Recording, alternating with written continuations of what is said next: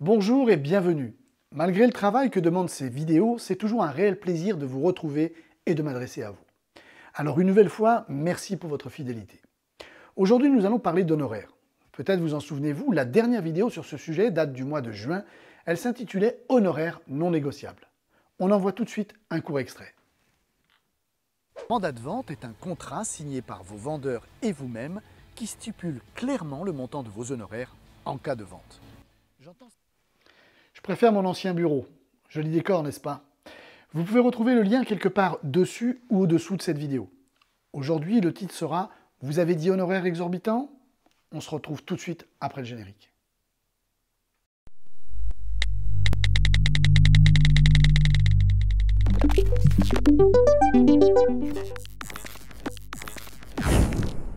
Il nous arrive fréquemment en prise de mandat de devoir faire face à ce genre de questions. Et vous, vous prenez combien d'honoraires? Ou bien encore, vous êtes beaucoup plus cher que votre confrère de l'agence « Je prends tout mais je ne vends rien », qui lui ne demande que 2%. Pour savoir comment réagir à ce genre de questions et y répondre de manière adéquate, vous devez d'abord comprendre pourquoi elles vous sont posées, et pour comprendre pourquoi elles vous sont posées, vous devez avant tout comprendre par qui elles le sont. Nous voilà donc une fois de plus revenus à l'une des règles de base de notre métier, celle qui consiste à connaître parfaitement votre client avant d'envisager de pouvoir sceller une collaboration que vous voulez efficace et durable.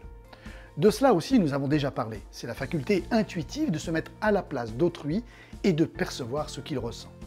En un mot, l'empathie. Commençons par le début. Par qui ces questions vous sont-elles posées? Dans la majorité des cas, les personnes que vous avez en face de vous ne fonctionnent pas comme vous.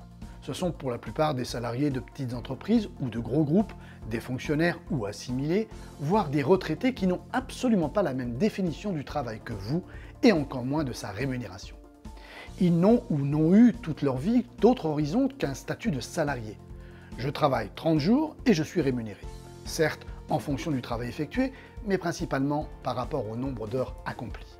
Que vous travaillez en agence ou pour un réseau, ayez conscience qu'en choisissant d'exercer le métier de mandataire, vous avez pris la décision de voir le monde du travail différemment, et que cette vision n'est souvent pas celle de vos clients. Voyons maintenant pourquoi ils vous font ce genre de remarques.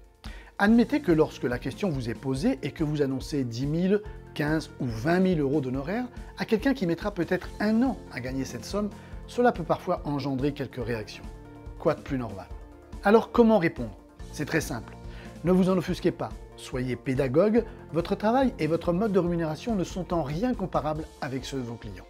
Si vous regardez cette vidéo en ce moment, c'est que vous avez fait le choix de devenir indépendant. Et cela demande un certain courage et une volonté dont, hélas, trop peu de Français font preuve aujourd'hui. Ne les laissez pas se comparer à vous. Comme toujours, validez l'objection, puis demandez de ne pas confondre honoraire TTC et ce qui vous reviendra réellement une fois votre redevance payée, la TVA de 20% reversée à l'État, le RSI réglé, vos frais de publication, de déplacement, vos charges annexes et toutes les heures passées, y compris parfois celles du week-end. Que l'agence « Je prends tout mais je ne vends rien » ne prenne que 2% n'est pas votre problème. Chacun doit être rémunéré à hauteur de son travail. Le vôtre a le coût qu'il mérite. De plus, rappelez à votre vendeur que tout le travail que vous allez accomplir pourrait très bien ne jamais vous être payé. Par exemple, si vous n'êtes pas la seule agence, si votre propriétaire renonce à la vente. Un risque qui doit bien sûr aussi être pris en considération. Enfin, souvenez-vous, c'est uniquement à la prise de mandat et si la question vous est posée que vous devez argumenter sur ce sujet. Ensuite, n'y revenez jamais. Rappelez-vous, un mandat signé est un contrat et on ne revient pas sur un contrat. Vos honoraires ne sont donc jamais négociables. Pour résumer cette vidéo, acceptez et comprenez les remarques de vos vendeurs à propos de vos honoraires.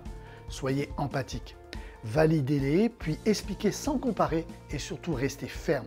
C'est également grâce à cette fermeté que l'on vous reconnaîtra comme un vrai professionnel. Il ne me reste plus qu'à vous souhaiter une très bonne semaine et de réaliser de très belles ventes. À très vite.